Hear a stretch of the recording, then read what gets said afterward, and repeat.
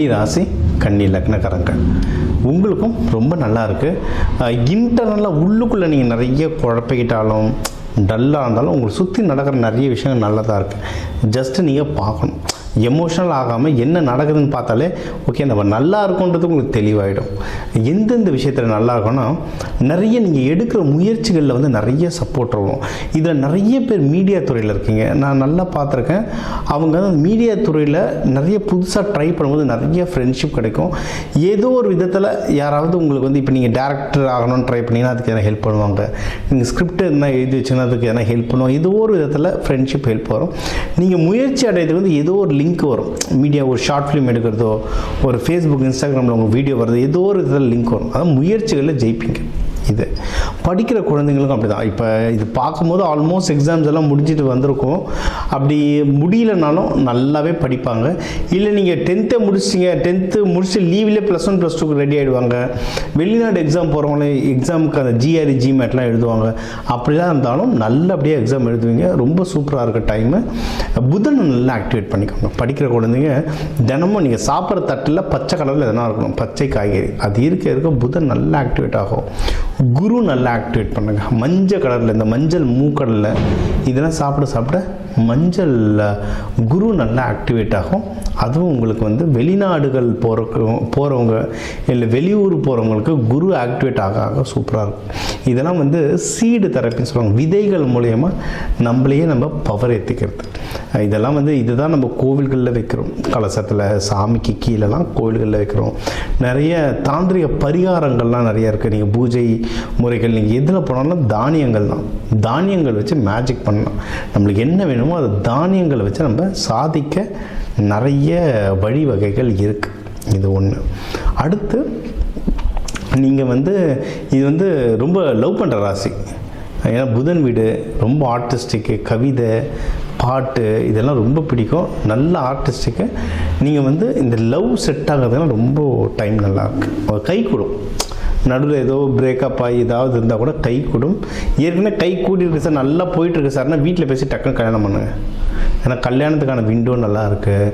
எதிரிகள் தொல்லை ஏதாவது நடுவில் உள்ளே பூந்து ஏதாவது குழப்புவாங்கல்ல, அந்த குழப்புறது எல்லாமே கம்மியாக இருக்குது. ஸோ அதனால் நீங்கள் வந்து வீட்டில் பேசிட்டு கல்யாணம் பண்ணுறது கரெக்டாக இருக்கும். கூட மட்டும் கரெக்டான ஆளாக கூப்பிட்டு போங்க. ஏன்னா நடுவில் வந்து யாராவது தேவையில்லாமல் பேசி குழப்பிடக்கூடாது. அதனால் கரெக்டான ஆளாக கூட கூப்பிட்டு போயிட்டீங்கன்னா ஜெயிக்கிறதுக்கு வந்து ரொம்ப அதிகமாகவே வாய்ப்பு இருக்குது. நீங்கள் எதனா இன்வெஸ்ட்மெண்ட் பண்ணணும் அப்படின்னா தாராளமாக பண்ணலாங்க. ஏன்னா உங்களுக்கு நல்ல புத்தி கூர்மை இருக்கிறதுனால நீங்கள் ஸ்டாக் மார்க்கெட் ப்ரெடிக்ஷன் பண்ணலாம். உங்களுக்கு அந்த ஸ்டாக் மார்க்கெட்டில் போட பணம் நல்லா வருமா அப்படின்றத பார்த்துட்டு அந்த அமைப்பு இருந்தால் அதில் நீங்கள் போடலாம். அப்படி இல்லைன்னா நிலமாவோ வீடாவோ நகையாவோ வாங்கலாம். ஏன்னா இது வந்து நிலம் ராசி, பெண் ராசி.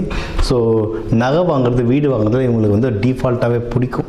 ஜென்ஸாக இருந்தால் கூட இந்த ராசி அமைப்பு அவங்களுக்குள்ள வேலை செய்யும். ஸோ அந்த மாதிரி நீங்கள் கோல்டு இன்வெஸ்ட்மெண்ட், லேண்ட் இன்வெஸ்ட்மெண்ட் பண்ணலாம். இதுலேயும் நீங்கள் வளர்கிறதுக்கு வந்து அதிகமான வாய்ப்புகள் இருக்குது. யாராவது தொழில் பண்ணிகிட்ருக்கீங்கன்னா அந்த தொழில் நல்ல முன்னேற்றங்கள் கொடுக்கும்.